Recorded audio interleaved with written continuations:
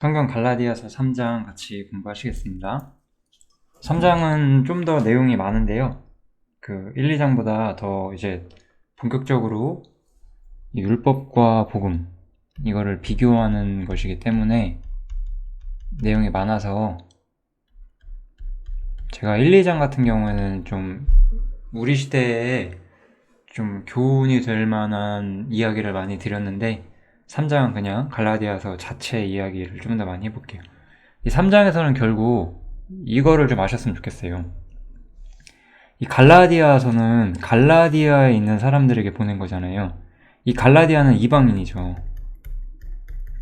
이 갈라디아의 성도들은 이방인들이었어요. 그런데 이제 유대인이라고 하는 것은 유대인들은 아브라함으로부터 성별돼서 아브라함의 후손으로 성별돼서 하나님의 사람이 된 사람이고, 이 유대인을 유대인으로 어떤 구별시켜주는 것이 우리가 여기서 보면 이방인에서 유대인으로 넘어오는 데 필요한 것이 할례, 지난 시간에도 제가 이거 좀 말씀드렸죠. 그리고 삶을 지속시키고 어떤 의롭다함을 받는 생활을 계속하기 위해서 필요한 어떤 율법의 실행, 이 두 가지가 있었잖아요. 그러니까 이제 유대인 그리스도인들 혹은 가라지 유대인이었던 가만히 들어온 자들이 너희들에게도 이것이 필요하다 이렇게 되려면 이 이야기를 하는 거고, 바울 사도는 그럴 필요가 없다라고 지금 이야기를 하는 거예요. 그럼 이제 한번 본격적으로 이야기해 보겠습니다. 그래서 바울 사도는 복음의 핵심 진리를 좀 다시 한번 다루고 있는데, 이 구절이 좀 중요하거든요. 내용이 어려워서 중요한 게 아니라 바울 사도는 이렇게 말을 해요. 예수 그리스도께서 십자가에 못 박히신 것이 너희 눈앞에 밝히 보이지 않느냐라고 질문을 하는 거예요. 즉, 이 갈라디아 사람들은 예수님의 십자가에 대해서 다 잘 알고 있었어요. 그리고 우리도 다 잘 알고 있죠. 이 십자가, 사람의 행위와 상관없이 예수님의 어떤 보혈을 통해서 우리의 죄가 사함을 받고 하나님 나라에 들어갈 수 있게 되는 이 핵심적인 진리들을 잘 알고 있죠. 이게 너희 눈앞에 다 보이는데, 뻔히 보이고 있는데, 니네가 이걸 잘 알고 있는데, 그런데 왜 너희는 율법의 행위로 돌아가려고 하느냐라고 말하는 거죠. 즉, 여기서 핵심 포인트는 이거예요. 우리가 이 갈라디아서를 근본적으로 잘못 전하는 무리들이 있는데, 그들은 천국 가는데 필요한 것이 오직 행위가 아니라 믿음이잖아요. 그래서 갈라디아서는 이것을 주장하는 것이다 라고 말하고 싶어요. 이거는 천국 가는데 필요한 것이 오직 믿음뿐이라고 말하는 것이다, 이렇게요. 그런데 이 문맥을 보면 그게 아니에요. 왜냐하면 갈라디아 교인들은 이미 그 부분을 잘 알고 있었어요. 이 복음의 핵심 진리라는 거를 잘 알고 있었죠. 그러니까 이런 식의 주장은 잘못된 거예요. 이 갈라디아 교인들이 알아야 될 것은, 우리가 믿음으로 하나님 나라에 들어올 수 있는 자격을 얻었기 때문에 앞으로 우리의 생활, 우리의 교회 내부나 교회 외부에서의 모든 생활도 믿음의 원리를 통해서 된다는 것이 이 갈라디아서의 주제라는 거죠. 혹시나 이 갈라디아서나 로마서의 주제를 구원을 받으려면 믿음이 필요한 것이다 이렇게만 보시면 아마 갈라디아서나 로마서가 많이 안 보이실 거예요. 왜냐하면 갈라디아서나 로마서는 사람이 복음을 믿은 이후에도 자신이 하나님 앞에 의롭다함을 얻기 위해서 자기 의를 세우려고 하는 그런 모습들이 계속해서 있고, 그런 부분들이 합당하지 않다, 성경적이지 않다라고 계속 말을 해주기 때문에 단순히 이것을 천국 가려면 믿음만 필요하다, 행위가 필요하지 않고, 그걸 가르치는 게 갈라디아서라고 보시면 많이 안 보이실 거예요. 그래서 이 복음 핵심들을 분명히 잘 알고 있고, 다만 너희에게 이것을 알려 한다고 하면서 또 말해줘요. 너희가 성령 받은 것은 율법의 행위냐, 듣고 믿음이냐라고. 듣고 믿음이잖아. 이거를 몰라서 바울 사도가 묻는 게 아닌 거예요. 그럼 니네가 이걸 아는데 이걸 당연히 안다라고 전제한다는 것은, 사람이 믿음으로 천국 간다, 이 얘기를 하려는 게 목적이 아닌 거예요. 너네가 이것을 아는데 왜 구원받은 이후의 삶이 그 유대교적인 방식으로 돌아가려고 하느냐, 삶에 대해서 이야기를 한다는 거예요. 그 부분을 꼭 기억하시고 이 갈라디아서를 보셔야 아마 어렵지 않게 이해를 하실 수 있을 겁니다. 그래서 이제 아까 제가 말했던 것처럼 이 갈라디아 사람들은 이방인이었고 그 유대인들이 있었잖아요. 이 유대인들이 있었기 때문에 이 갈라디아 사람들이 유대인처럼 되어야 한다라고 주장하는 게 있었어요.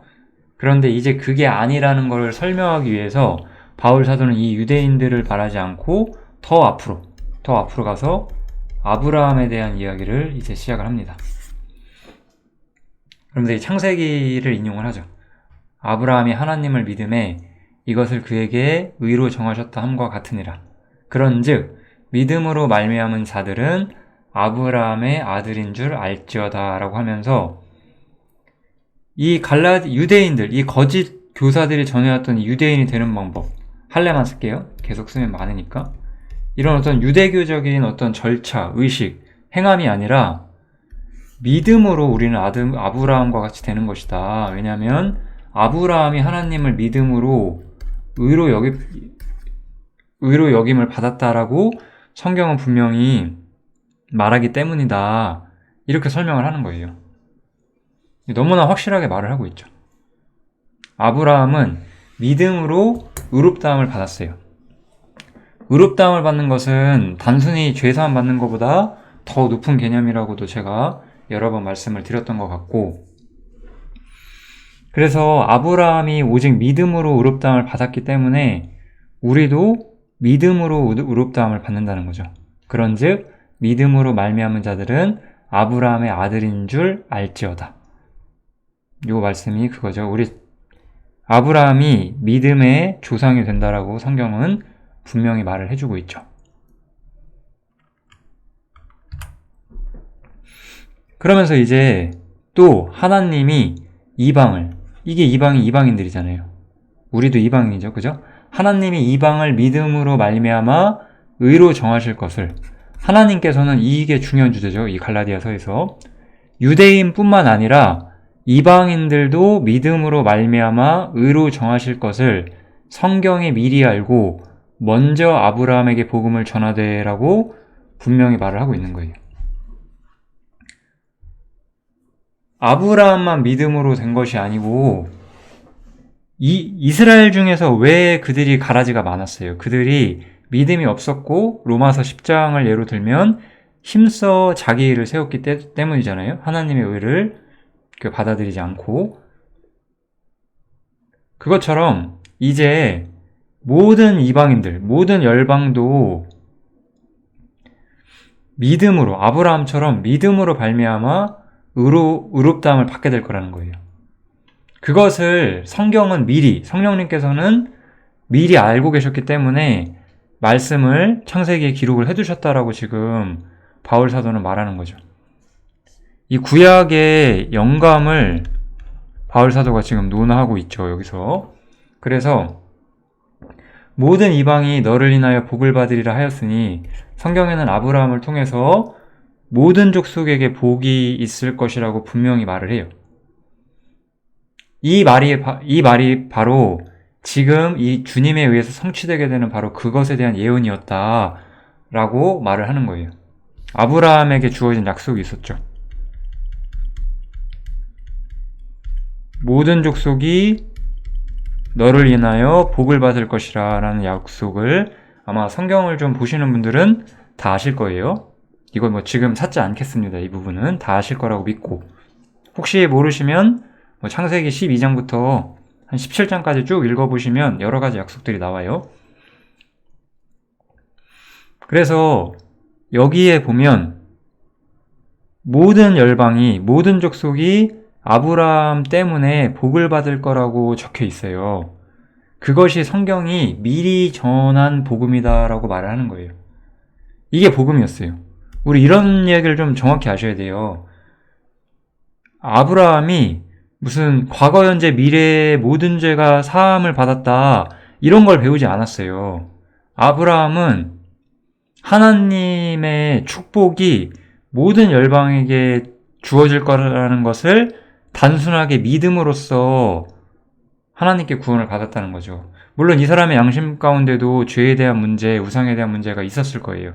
그렇지만 우리랑 동일했다고 생각하시면 안 돼요. 우리랑 분명히 다른 점이 있었을 거예요. 어쨌든 중요한 것은 믿음이란 건 결국 뭐죠? 믿음이란 것은 하나님의 어떤 말씀을 그대로 받아들이는 거예요. 이게 바로 믿음이에요. 하나님의 말씀을 받아들이는 거. 이렇게 아브라함이 하나님의 말씀을 믿음으로 받아들였고 하나님께서는 이 사람의 믿음을 의로 여기셨다고 말해요. 우리 이거 잘 보셔야 돼요. 우리의 과거, 현재, 미래 죄가 용서돼서 의롭게 된 것이 아니라 로마서에 보면 아브라함이 하나님을 창세기 15장 인용한 거죠. 아브라함이 하나님을 믿었기 때문에 이것을 그에게 의로 여기셨다. 이렇게 믿었다는 것이 아브라함에게 의가 되었다라고 분명히 말을 해요. 죄가 없어지는 게 의가 아니죠. 성경에서 보면 믿음이 바로 의가 되는 거예요. 왜냐하면 믿음만이 하나님의 의를 우리의 의로 삼을 수 있는 유일한 방법이기 때문에 그런 거죠. 이 부분은 로마서를 다시 공부를 하셔야 됩니다. 잘 이해가 안 되시면. 그래서 이렇게 아브라함의 믿음으로 의롭다함을 받고 축복을 얻게 된 것처럼 이제 믿음으로 말미암은 자는 믿음이 있는 아브라함과 함께 복을 받는다는 거예요. 예언 그대로. 이제는 믿음이 있는 사람은 유대인이든 이방인이든 상관이 없다는 거예요.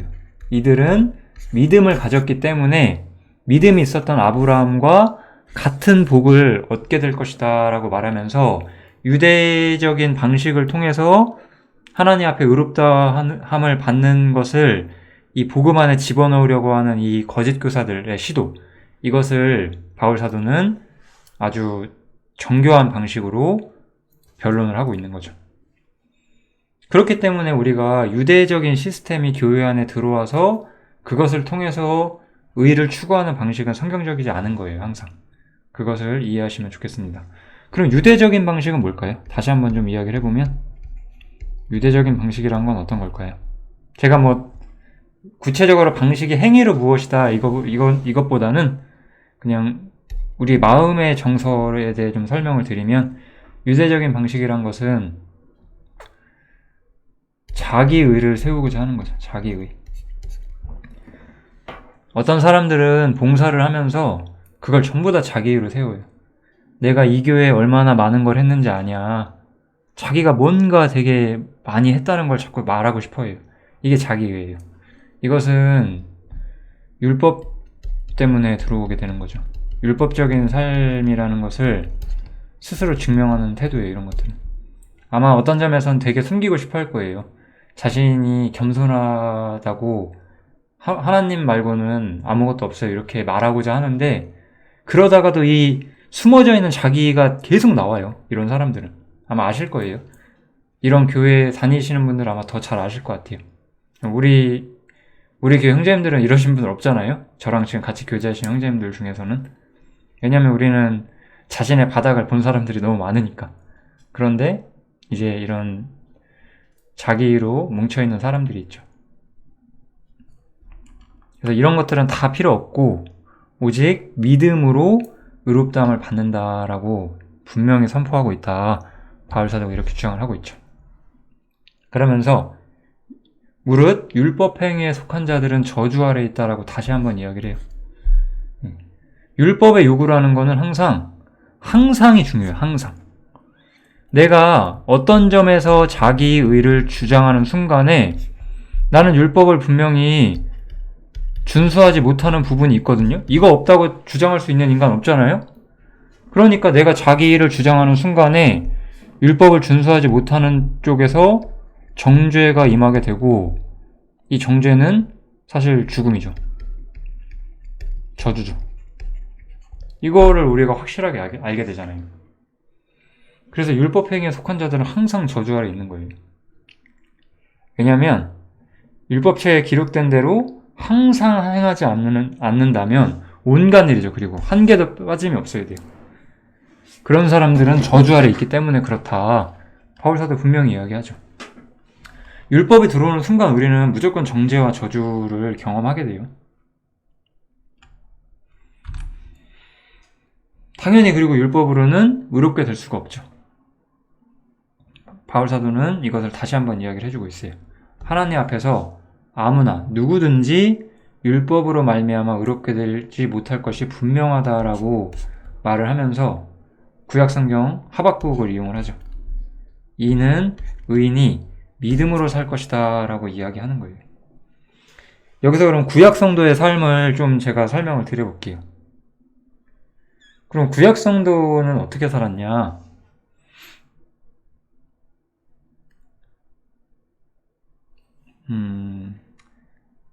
제가 조금 이따가 설명할게요. 조금 이따가 그 몽학선생 거기서 다시 이야기를 하겠습니다. 여기서 이야기하는 것보다 이따 몽학선생 이야기에서 좀 하는 게 더 나을 것 같아요. 그래서 어쨌든 구약 성도들도 믿음으로 말미암아 살았다는 것을 우리가 분명히 아셔야 돼요. 율법은 믿음에서 난 것이 아니다라고 말해요.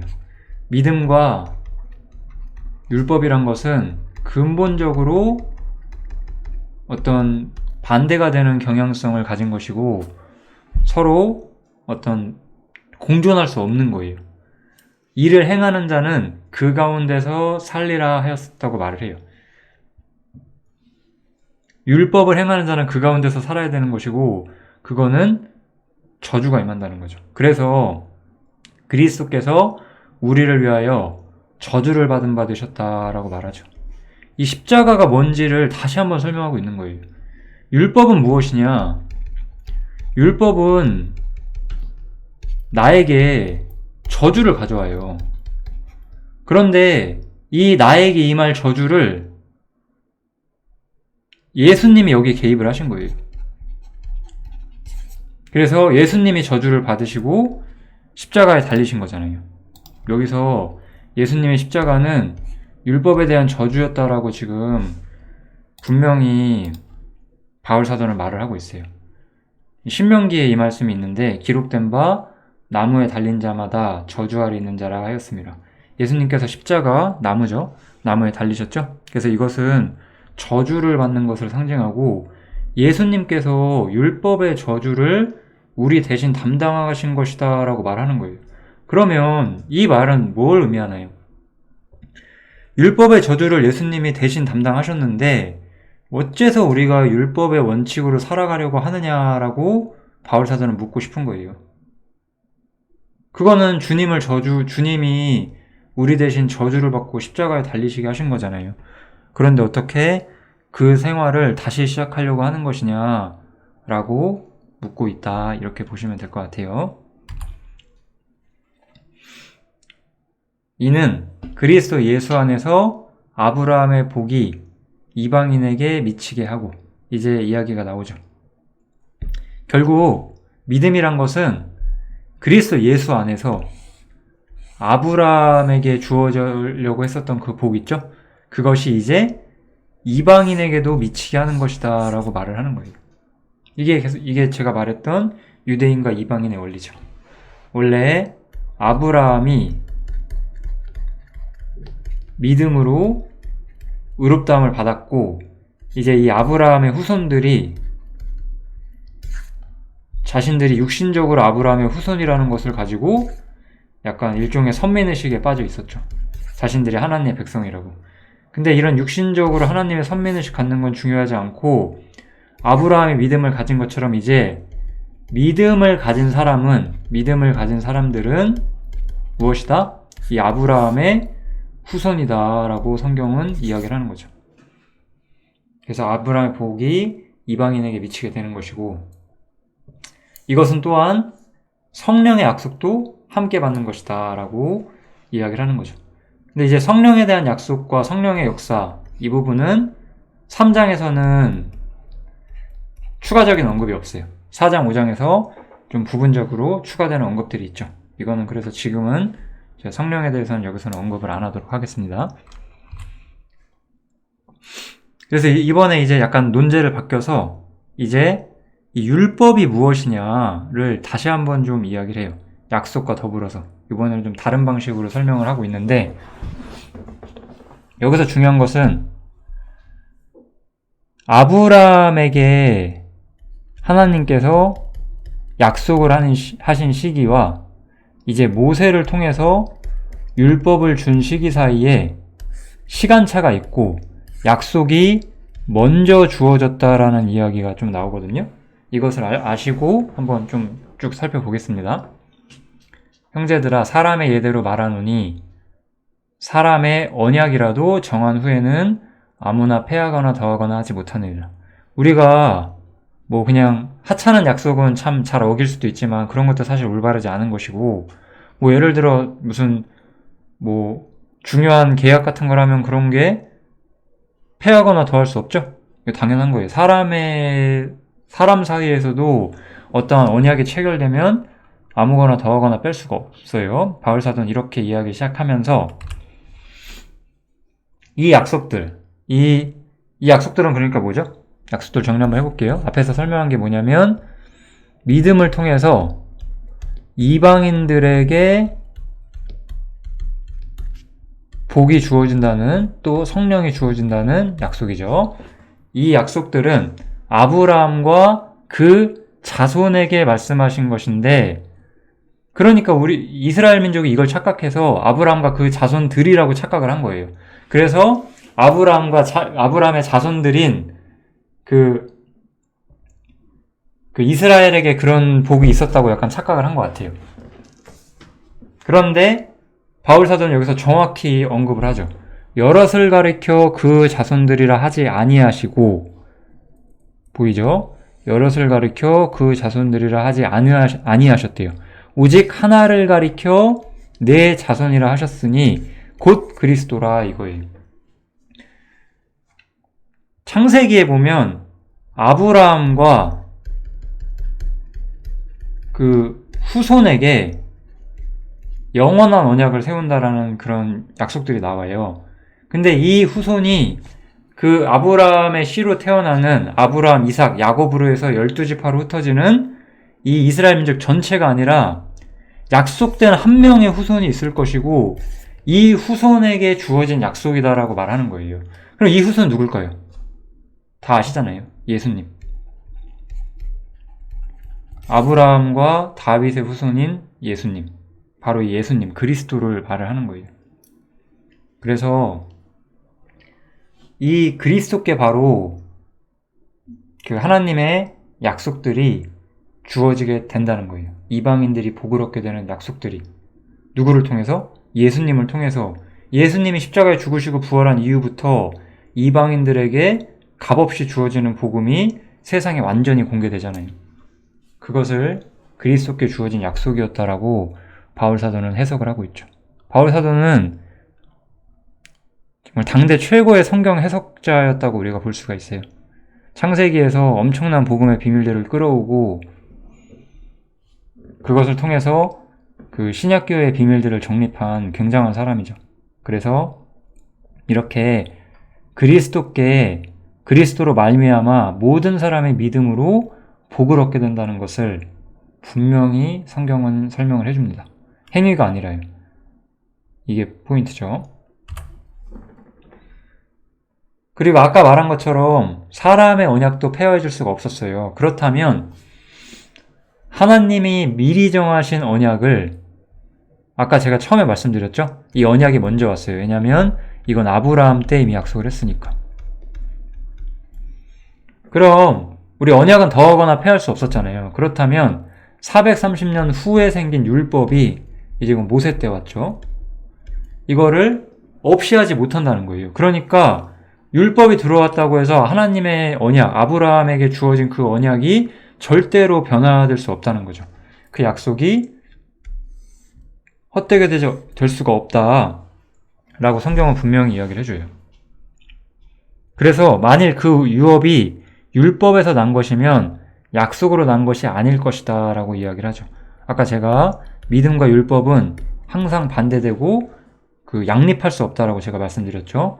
율법과 약속은 양립할 수가 없다는 거예요. 그렇기 때문에 이것은 언약은 약속에서 난 것이고 율법에서 난 것이 아닌 거예요.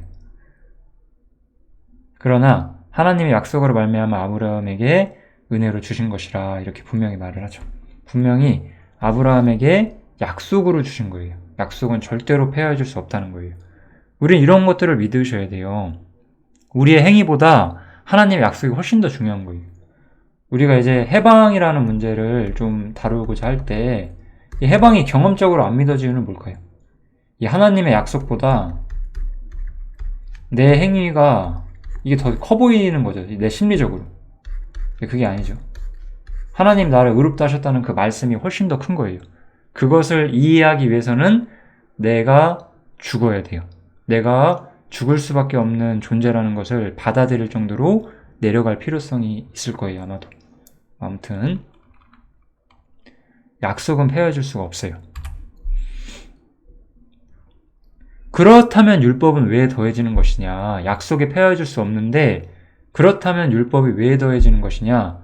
범법함을 인하여 더해졌다라고 이야기를 하는 거죠. 범법함. 요 단어는 제가 조금 더 설명을 해드릴게요. 죄 있죠, 죄. 죄는 언제 들어왔죠? 죄라고 하는 것은 아담 때 들어왔어요.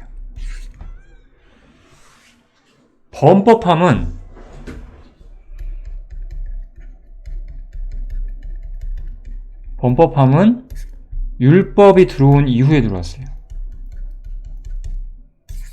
모세 때 들어왔다는 거죠. 여기서 우리는 죄와 범법함이라는 것이 다른 단어라는 거를 눈치를 채주셔야 돼요. 우리 살인하지 말라, 간음하지 말라, 뭐 이런 계명들이 언제 왔어요? 모세 때 왔다는 거예요. 그럼 모세 이전에는 이 계명이 있었나요, 없었나요? 없었죠. 이게 포인트예요. 없었다는 거예요. 하나님께서 사람에게 살인하지 말라, 간음하지 말라라고 말씀하지 않으셨어요. 물론 그것들이 악한 것인 건 맞죠. 양심이 그것을 알 수 있어요. 그렇지만 하나님께서 분명히 법으로서 우리 앞에 두신 건 아니에요. 우리가 뭐 길거리에 뭐 그냥 이렇게 쓰레기 봉투를 좀 버려요. 그런 걸로 우리나라에서 사실 벌금 내고 그러지 않잖아요. 그런데 뭐 예를 들어 뭐 싱가포르 같은 나라는 뭐 조금만 쓰레기 버려도 벌금 엄청 많이 받고 그런다고 하잖아요. 뭐 정말 그런지는 안 가봐서 모르지만 그렇다고 한다면은 범법함은 뭐예요? 양심 없이 내 쓰레기를 버리는 건 다 죄일 수 있지만 우리나라에서 쓰레기 버리는 것은 범법함은 아닌 거예요. 그런 점에서. 하지만 싱가포르에서는 범법함이 되는 거예요. 이것처럼 범법함이라고 하는 것은 법이 정해지고 나서야 나오는 거거든요. 그래서 이 범법함을 인하여 정해 주어졌다는 것은 이 죄는 그래서 하나의 경향이에요. 경향. 어떤 경향? 하나님을 저버리고 내 욕심과 내 자아를 추구하려는 경향. 내 욕심과 내 자아가 내가 원하는 걸 하고자 하기 때문에 살인과 간음도 생기는 거예요. 어떻게 보면은. 그렇기 때문에 이 죄가 가진 근본적인 경향성이 아니라 여기서 인간이 정말로 지켜줘야 할 아주 핵심적인 문제들을 주님께서는 율법으로서 이스라엘에게 주신 거예요. 이것까지 범하지 말라고. 이것은 죽어서가 아니라 살아서도 심판이 있을 것이라고 말해주시기 위해서. 그래서 이 범법함을 인하여 율법을 더하신다라고 말을 해요. 그래서 율법은 어떻게 더해지게 되느냐? 천사들로 말미암아서 중보의 순을 빌어서 베푸신다라고 말을 하죠. 그리고 이건 언제까지 있다? 약속하신 자손이 오시기까지 있을 것이라 라고 말하죠. 율법은 그 기능이 한계가 분명히 있다라고 말을 해요. 죄가 오고 나서 우리 율법이 오기 전까지 이 시대를 우리가 그래서 양심시대라고 많이 말을 해요. 이때는 사람의 양심에 따라서 판단을 받는 시대였다라는 의미가 되죠. 사실은 우리는 이거는 별로 이렇게 하나님의 통치기간에 그렇게 의미 있는 시대로 보질 않아요. 왜냐하면 이때는 그 하나님 말씀에 순종하는 사람이 믿음을 가진 사람이었거든요. 그런데 이 범법함이 들어오고 나서, 율법이 들어오고 나서는 이 율법이 언제까지 있을 것이냐? 약속하신 자손, 예수님이 오실 때까지 이 율법이 효력을 발휘하게 될 것이다 라고 이야기를 하는 거죠. 이 율법은 한계가 있어요. 그러면은 이 갈라디아 교인들은 예수님의 십자가 이후에 이제 이 갈라디아 성도들이 생긴 걸 거잖아요. 그럼 율법이 효력이 있어요, 없어요? 효력 없죠. 이미 끝났으니까. 여기서 끝나는 거니까요. 지금 율법이 효력 없다는 걸 얼마나 여러 가지로 설명해줘요. 아까는 예수님이 율법 때문에 십자가에 너희 대신 달리셨다. 율법의 저주를 대신 받으셨다. 이번에는 율법이 시기적으로도 더 이상 효력이 없다. 이렇게 이야기를 하고 있잖아요. 이렇게 바울 사도는 여러 가지 방식으로 율법은 이미 무력화되었다라고 설명을 하고 있어요. 우리 그리고 이 십계명에 대한 이야기를 해볼 때 십계명은 하나님께서 직접 주신 것이 아니라 천사들로 인하여 주어졌다라고 여러 성경이 말을 하고 있어요. 그 뭐 제가 다 언급하지 않고, 어차피 성경에 한 구절만 써 있어도 사실이에요. 뭐 여러 구절 써 있지 않아도 천사들로 말미암아 베푸신 것이다라고 분명히 말을 하죠.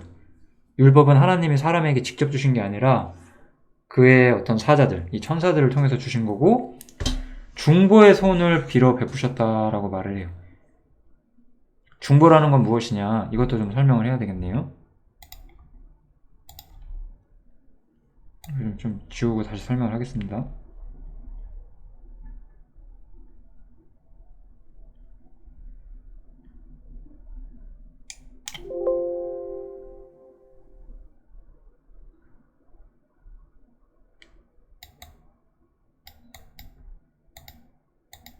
제가 뒤에 써놨던 것 같긴 하네요. 제가 써놨네요.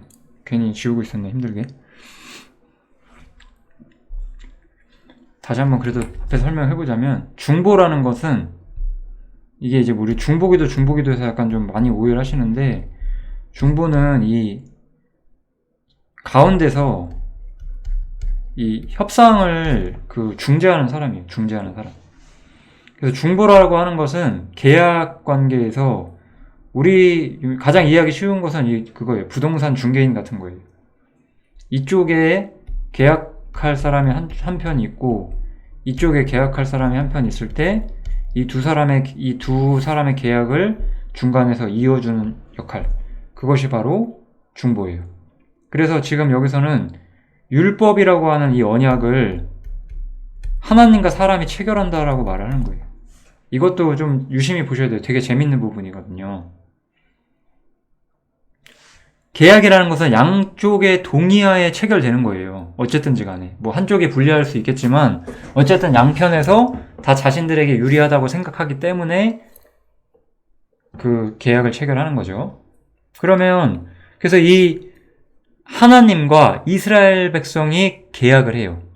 누가 중재를 하냐면 모세가 중재를 하는 거예요. 이게 바로 중보의 손을 빌어서 베푸신다는 뜻이에요. 그래서 여기서 중보는 한편만 위한 자가 아니니 오직 하나님은 하나이시다. 중보라는 건 한편 쪽에서만 하는 게 아니라는 거예요. 왜냐? 중보는 이쪽에 한 편, 이쪽에 한 편이 필요한 거거든요. 양 사이드가 필요한 거죠. 그래서 이 중보가 필요하다는 것은 하나님과 이스라엘 사이에 그 율법을 통해서 또 하나의 어떤 그 계약이 체결됐다라고 말을 하는 거죠. 사람의 범법함 때문에. 그래서 한번 볼게요. 모세 중보를 어떻게 체결해 내냐면 하나님께서 이렇게 말씀을 하세요. 이거 출애굽기 19장이죠. 이거 되게 제가 이거를 한 2008, 9년쯤에 이 말씀을 발견을 했어요. 진짜 오래전에 발견한 말씀이거든요. 제가 신앙적으로 엄청나게 뭔가 의문을 갖기 시작하던 시절이 이 시절쯤이었어요. 굉장히 좀 눈에 확 들어왔는데, 너희가 내 말을 잘 듣고 내 언약을 지키면 너희는 열국 중에서 내 소유가 되겠고 너희가 내게 대하여 제사장 나라가 되며 거룩한 백성이 되리라. 이미 주님께서는 이 이스라엘을 홍해에서 꺼집어 내셨어요. 그렇지만 너희가 내 말을 잘 듣고 언약을 잘 지킴으로써 나와 하나님과 백성으로서의 관계가 지속되고 그것을 누리며 살 수 있을 거라고 하나님은 말씀을 하셨어요. 그런데 이 말씀을 직접 하나님이 이스라엘에게 하는 게 아니라 모세가 중간에서 여호와께서 자기에게 명하신 그 모든 말씀을 그 앞에 진술해요. 그러니까 하나님께서 우리 부동산 계약할 때도 우리가 웬만해서는 상대편 직접 안 만나잖아요. 부동산 중개인한테 말하면 그 부동산 중개인이 상대편한테 말해주잖아요. 그죠? 하나님께서 모세에게 말하면 모세가 이스라엘에게 말을 하는 거예요. 하나님께서 이렇게 하면은 너희에게 복을 주신다고 하셨다. 이렇게 이 사람들이 들었어요. 이 사람들이 듣고서 괜찮네 이렇게 생각을 한 거죠. 그래서 뭐라고 하냐면 이제 이것도 이번에는 이스라엘이 하나님께 직접 대답하는 게 아니라 모세에게 대답을 하고 이 모세가 하나님께 이것을 고하죠. 이렇게 말하는 거예요. 그래서 우리가 다 행하겠습니다. 이렇게 말을 해요. 그러니까 모세가 백성들이 이렇게 다 행하겠다고 말했습니다. 라고 말하는 거예요. 그러니까 이제 둘이 언약이 딱 체결되는 거예요. 모세가 가운데서 중보를 했기 때문에. 근데 이게 보시면 이 사람들이 행할 수가 없어요. 이걸 몰랐어요. 이 사람들은 아직도. 그래서 이렇게 어리석은 계약에 체결하는 거예요. 자신들이 범법할 수 있다는 것을 몰랐기 때문에. 우린 이렇게 죄의 본질에 대해 깨달아야 돼요. 우리가 사람이 내가 죄인인 거 깨닫고 내 죄가 다 용서됐구나 이때 죄의 본질에 대해 깨닫는 게 아니에요. 그것은 자기가 지금까지 살아오면서 죄를 안 지어본 게 아니기 때문에 다 알아요. 그런데 우리가 하나님의 명령을 못 지키는 사람들이라는 것을 이해하지 못했어요. 그것을 이해하지 못한 채로 언약을 체결하고 이들은 그때부터 범법함이라는 새로운 문제에 들어가게 돼요. 우리가 구원받기 전에도 내가 악을 행하고 산다는 걸 어느 정도 알다가 하나님 말씀 배우면 내가 죄인이구나 정말로 알죠. 근데 이제 구원을 깨닫고 나서 이제 구원받았으니까 이렇게 살아야 되겠다라고 알아요. 그렇게 살아야지 해요. 근데 그 결심도 잘못된 거예요. 왜냐하면 내가 그걸 못할 게 뻔한데 그걸 모른다니까요, 사람이. 그걸 몰라요. 그래서 이렇게 하나님 앞에 우리가 행하겠습니다라고 이렇게 말을 해버리는 거예요. 이거는 굉장히 교훈이 돼요. 우리도 이러한 경험을 하게 돼요. 구원받은 이후에. 그래서 이스라엘은 모세에게 이렇게 전해서 모세가 다시 하나님께 회보한다고 나오죠. 이거는 본인들이 지킬 수 없다는 것을 전혀 이해하지 못했다는 거예요. 결국 이 문제로 인해서 이스라엘은 본격적인 범법의 문제가 들어가게 돼요.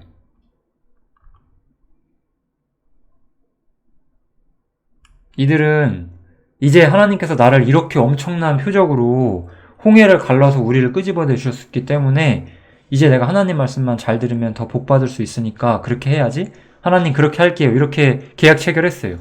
근데 안 되는 거야. 자신들이 못하는 거예요. 이것을 그제서야 이제 느끼는 거야. 자신들이 할 수 없다는 걸. 근데 이들이 계약 체결할 때는 그것을 전혀 이해하지 못하고 있었어요. 하나님은 그럼에도 왜 율법을 이들에게 제시하시고 계약을 체결하셨을까요? 왜냐하면 사람이 알아야 돼요. 자신이 그런 존재라는 것을. 사람이 스스로를 알기 위해서. 스스로를 올바로 알기 위해서.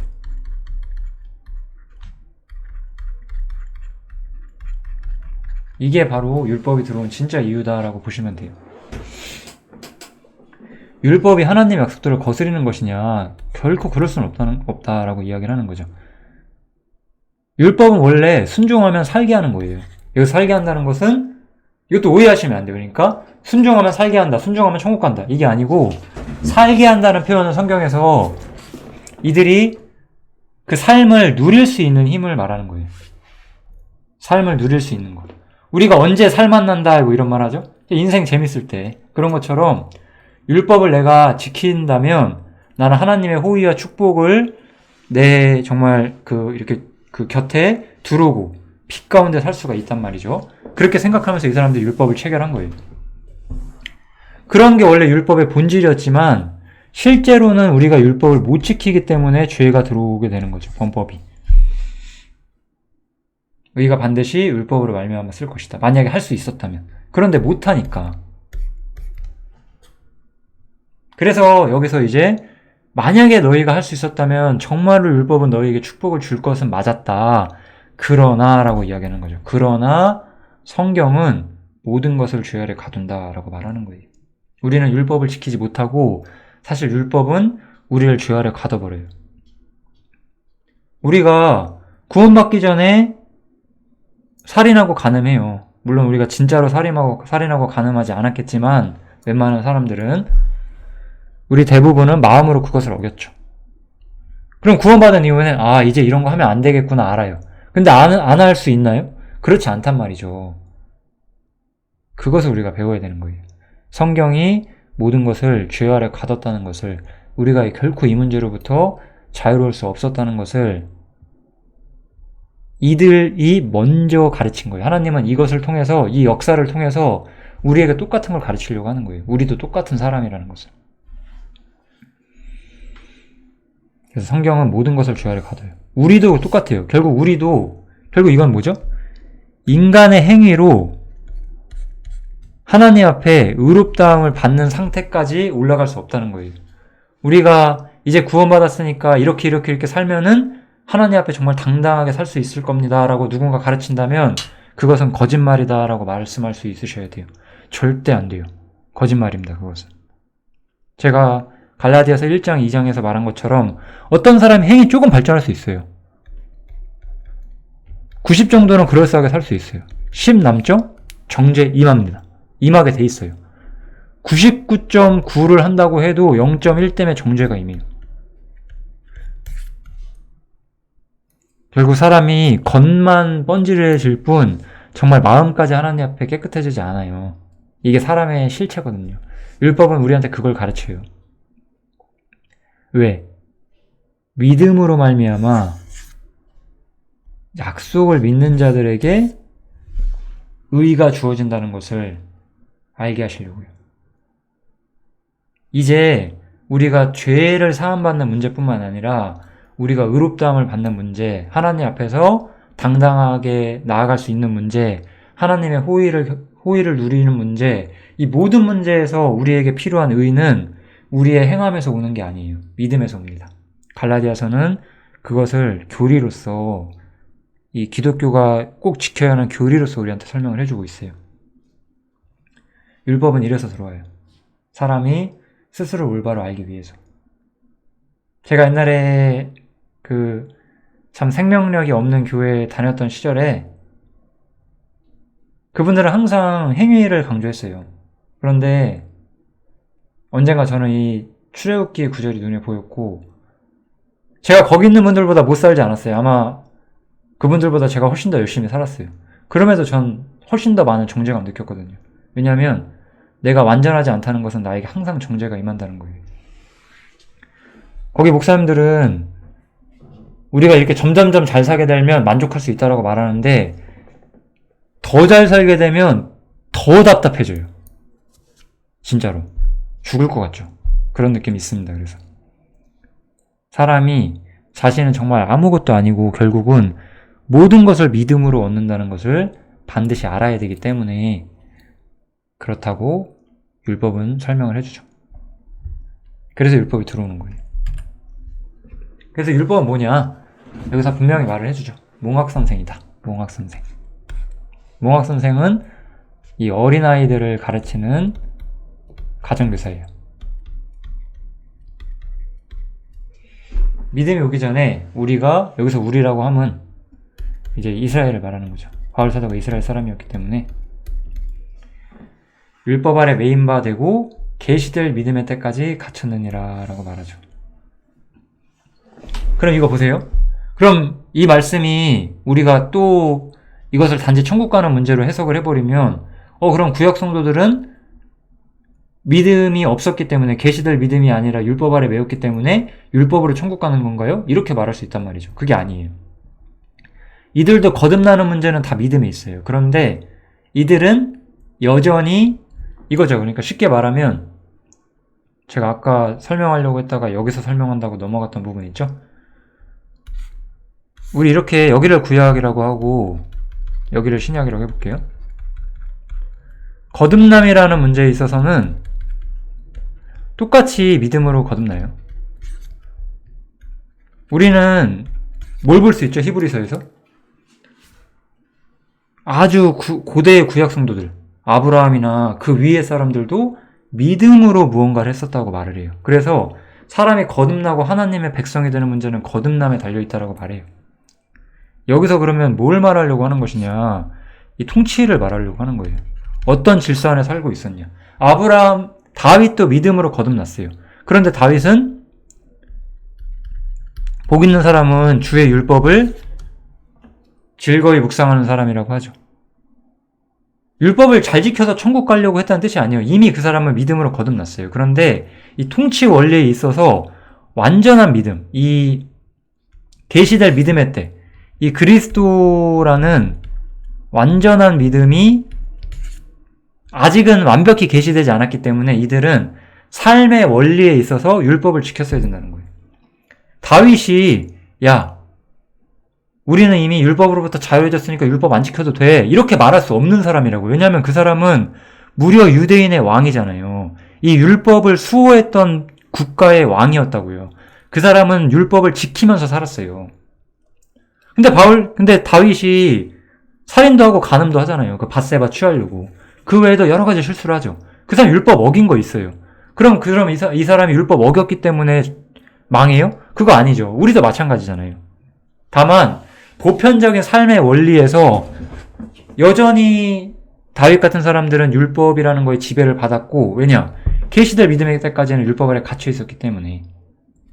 우리는 그렇지 않아요. 이것은 결국 뭐하냐? 어느 날 언젠가 이제 일로 오기 위해서 몽학선생이 되어서, 이 몽학선생이에요. 하나님을 믿은 이후의 삶도 이 그리스도를 믿음으로 말미암아 의롭다함을 얻게 하는 이 완전한 믿음의 세계가 올 때까지 율법은 잠시간 기능을 했었다는 거죠. 주님이 죽으시고 부활한 이후에, 그러니까 율법은 이미 기능을 상실했어요. 현대 기독교는 율법을 지켜서는 안 되고, 그걸 물론 악을 행하라는 뜻은 절대 아니에요. 이거는 제가 갈라디아서 5장에서 다시 말씀을 드릴게요. 아무튼 통치 원리로서의 율법은 지금은 폐하해졌다는 거죠. 지금 우리 이 시대에 살고 있으니까. 의롭다 하는 문제도 여기서 좀 더 쉽게 말해서 의라고 제가 해볼게요. 의라고 하는 문제도 이 믿음에서 온다는 것을 완전히 이해된 시대고, 그래서 그 후로는, 믿음이 온 후로는, 이거 언제 와요? 이거 뭐 개인의 믿음이 온 후 이런 거 아니에요? 그런 거 아니고 성경 정확히 보셔야 돼요. 이거는 예수님이 오실 때를 말하는 거예요. 예수님의 죽음과 부활 이후를 말하는 거지, 뭐 내가 믿기 전에는 율법 아래 있다가 믿은 후에는 율법 아래 있는 게 아니다, 이렇게 해석하시면 안 돼요. 이렇게 성경 자기적으로 해석하시면 안 되고, 이 바울 사도가 논하고자 하는 논리를 정확히 보셔야 합니다. 그래서 우리가 몽학선생 아래 있지 않다라고 말하죠. 더 이상 우리는 이 몽학선생, 율법의 어떤 역할 아래, 잠시만요, 왜 이러지 이거? 율법 아래 있지가 않죠.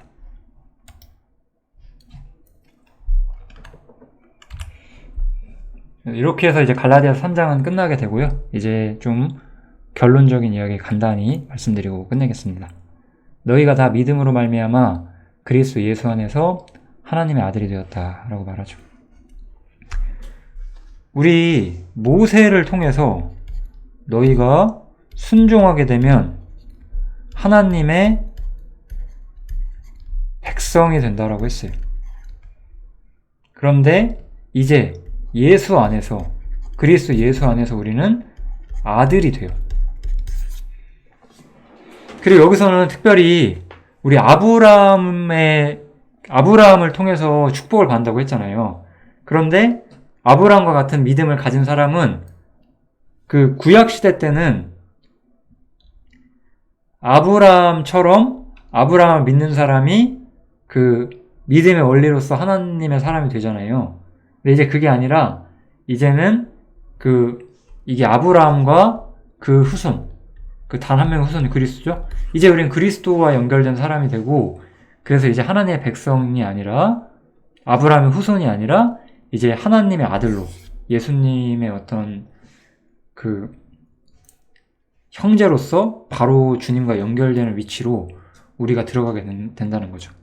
누구든지 그래서 그리스도 합하여 세례받은 사람은 주님과 함께 죽고 주님과 함께 부활한 사람들은 그리스도로 옷 입었다라고 말하죠.